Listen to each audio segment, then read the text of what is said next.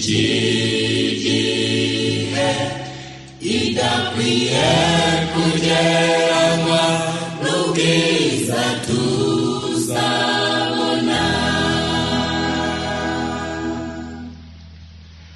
Kandi nzi neza yuko kuba kundimana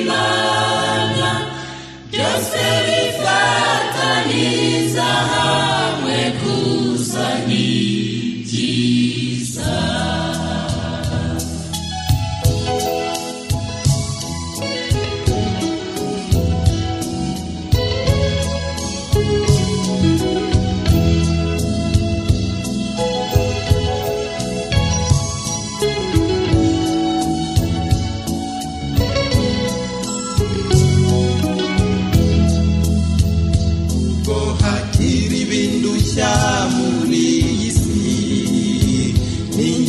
Iwacu mw'ijuru nzaruka jasuhuza umutima kubwira imbabaza basubizwa mw'intege n'umwuka w'Imana.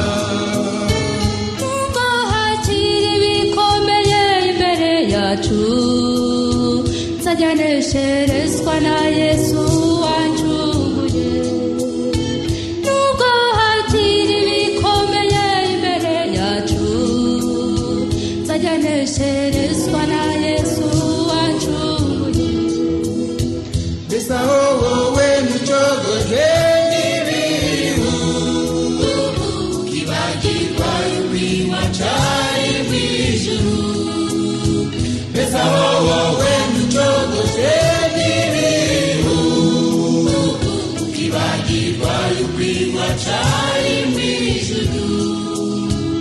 iyo nibutse iryo banga ry'abizera ibingerageza byose biranesheka. Iyo nibutse iryo banga ry'abizera ibingerageza byose biranesheka.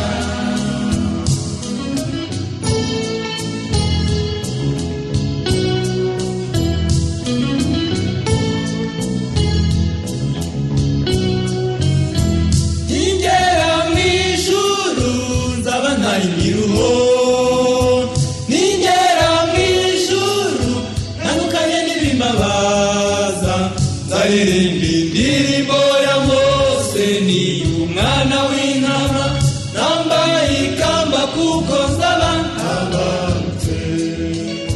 Nzaririmba indirimbo ya Mose ni umwana w'intama, nambaye ikamba kuko nzaba ntabarutse.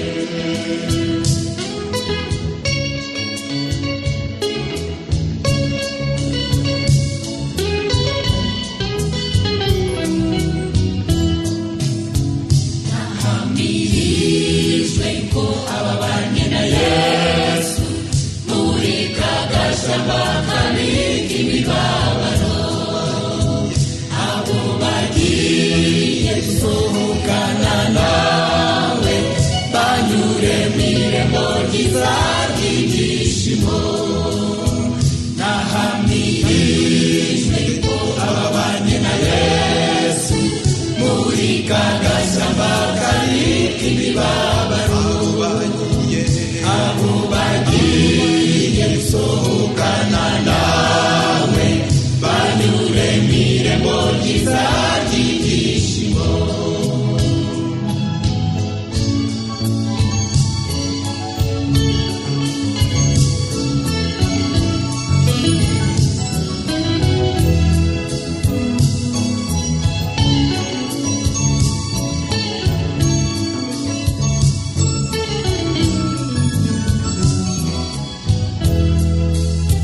Nzaririmba indirimbo ya Mose ni umwana w'intama, nambaye ikamba kuko nzaba ntabarutse.